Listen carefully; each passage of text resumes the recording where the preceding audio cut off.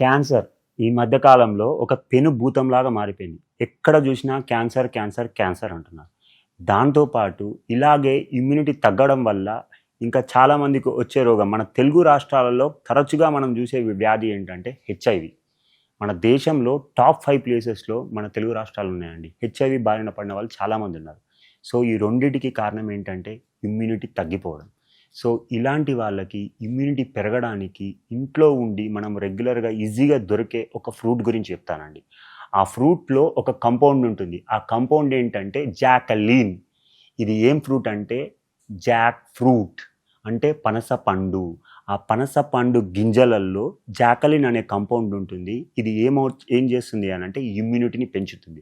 So తరచుగా రెగ్యులర్గా ఈ జాక్ సీడ్స్ని, ఈ పనస పండు గింజలని మనం ఫ్రై చేసుకొని అంటే వేపుకొని రెగ్యులర్గా తినడం వల్ల ఏమవుతుందంటే మన ఇమ్యూనిటీ పెరుగుతుంది. తద్వారా హెచ్ఐవిని అరికట్టవచ్చు.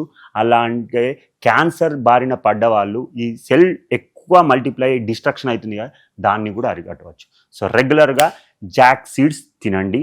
ఇంకా మీకు ఏమైనా డౌట్స్ ఉంటే కాల్ చేయండి, మీకు చెప్తాను.